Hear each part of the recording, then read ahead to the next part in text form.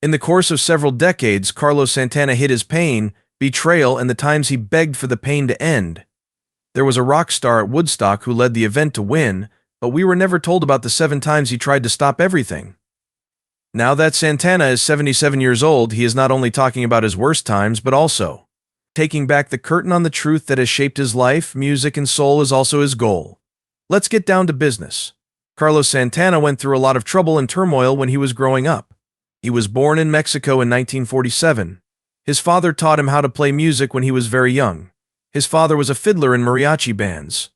Carlos's family moved to Tijuana when he was 8 years old. Some big changes happened in his life because of this move. Carlos went to a park in Tijuana while he was there to see a rock band called the TJs play. He grew to really enjoy rock and blues music because of this. But there were some hard things about life in Tijuana. A really bad thing happened to Carlos over the course of 2 years.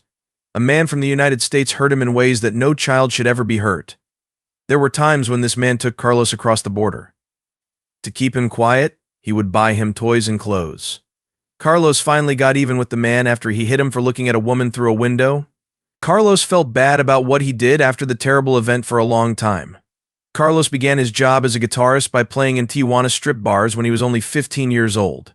As a child, it was hard to grow up in that place.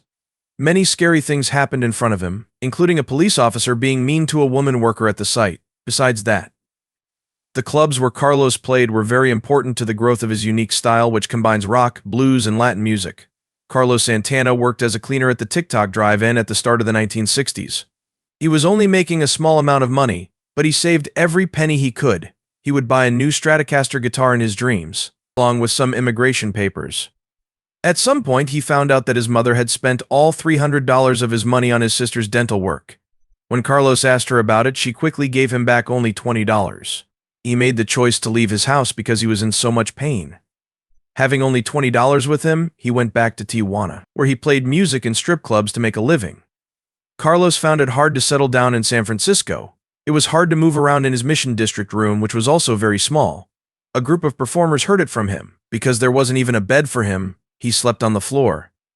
He mostly ate rice and beans to stay alive, even though he had to clean dishes for hours and couldn't afford food. He played with broken strings or anything else he could find because he didn't have enough money to buy good strings. He didn't give up on his singing even though things were hard at the time. Carlos played his music in the streets of San Francisco before he became famous.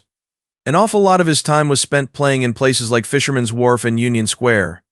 There were days when he made less than $5. He heard a lot of different kinds of music while he played, like jazz and folk. He got better at using these noises in his method over time, which helped him get the attention of people who were standing nearby. The first band Santana put together was called the Santana Blues Band. At this very moment, things began to change. Everything fit together by accident. Even though he worked at the drive-in, Tom Fraser, who also worked there, put him in touch with piano player Greg Rowley. Marcus Malone on drums and David Brown on bass were 2 of these players. They were both hired by the band. Mr. Michael Carabello suggested the name Santana for the band because he thought it was catchy and easy to remember. How Santana became famous seemed like something that was predetermined by fate. The band was able to play at Woodstock because of a producer named Bill Graham who believed in them. When Graham, who was helping to plan the event, told the event organizers that Santana had to be a part of it for him to be able to help. At that time, Santana wasn't a well-known musician. It is estimated that around 400,000 people attended Woodstock. Most of them had no idea who they were because they had not yet released their first record. The band wasn't well known outside of their hometown until not long ago. There were also times when they played in small clubs in places like Tijuana. There was a 45-minute window of time given to them in the afternoon of August 16, 1969. Another thing that surprised people about their spot on this list was that it put them in the same group as well-known bands like Creedence Clearwater Revival and the Grateful Dead.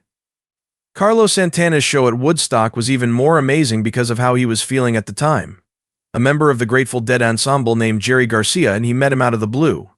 He was 22 years old at the time. Santana thought that their performance would not happen until much later that night, maybe around 3 a.m., after they got to the event by helicopter. Garcia gave Santana something to try while he was waiting. It could have been peyote, mescaline, or another strong drug that was similar. This made a big difference for Santana. Before he thought it would, he was already in the middle of a rich and vivid experience when it was time for him to act. He was scared when he saw that his guitar's neck was moving around like a snake while he was playing on stage. Santana kept his balance by playing with his eyes closed and depending on his fingers to find the right notes. There was a time when he even prayed to God, asking for help to keep from embarrassing himself in front of everyone there.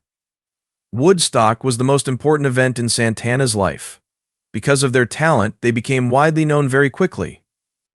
In fact, Carlos was told by Bill Graham that fame would hit him hard after the event, and Graham was right. After Woodstock, Santana's first record came out on August 30th, 1969, just 2 weeks after the festival. The time was perfect, and they went from being a small band to a nationwide phenomenon as if by magic.